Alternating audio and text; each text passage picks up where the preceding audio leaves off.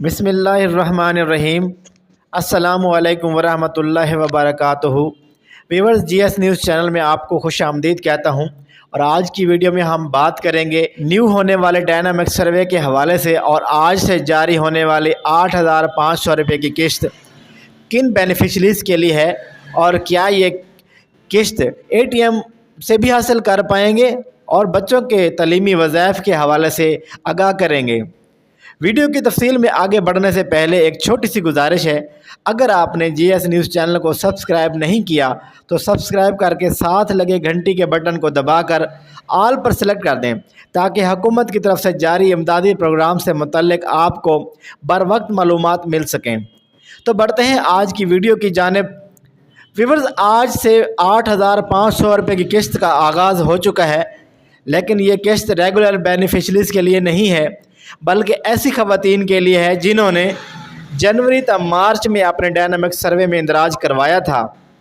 बाकी regular beneficiaries के लिए दिसंबर की आखिर में मुकर्ररा वक्त पर ही इमदादी रकम का आगाज़ किया जाएगा। 81-71 से जिन बेनिफिशरीज़ को मैसेजेस मसूल हो रहे हैं कि आप दोबारा डायनामिक सर्वे करवाएं वरना आपकी इमदाद बंद कर दी जाएगी, तो वाक़या ऐसा ही है, लेकिन इसमें बहुत सारी पेचीदगियाँ हैं। दोबारा डायनामिक सर्वे सिर्फ उन ख़वातीन को कहा गया है जो ख़वातीन अरसा 3 साल से इमदादी रकम हासिल कर रही हैं।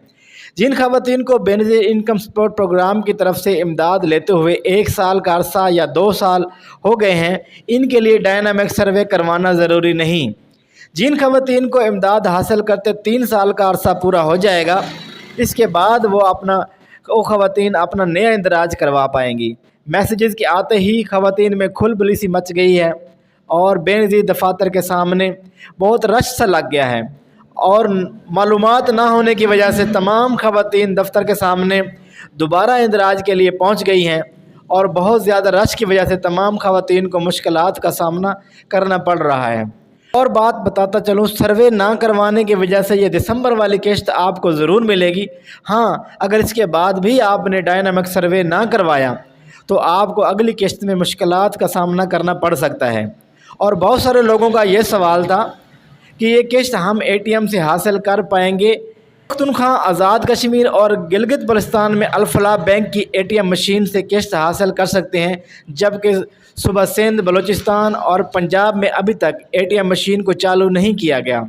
सारे लोगों के मैसेजेस बच्चों के तलीमी वज़ाइफ के बारे में भी थे कि क्या ये तलीमी वज़ाइफ इस बार दिसंबर की किस्त से साथ मिलेंगे। तो इनके लिए मेरा वही जवाब है जो मैं पिछली वीडियोस में बताता चला आ रहा हूँ कि 2024 के पहले महीने जनवरी में ही बच्चों के वज़ाइफ जारी किए जाएंगे, लेकिन हुकूमती प्रोग्राम में तब्दीलियाँ आती रहती हैं। अगर कोई इस हवाले से न्यू अपडेट्स हुई तो मैं आपसे ज़रूर शेयर करूँगा। आज तक के लिए इतना ही। अगर वीडियो अच्छी लगी हो तो लाइक और कमेंट्स ज़रूर कीजिएगा। नेक्स्ट वीडियो तक के लिए इजाज़त दीजिए। अल्लाह निगहबान।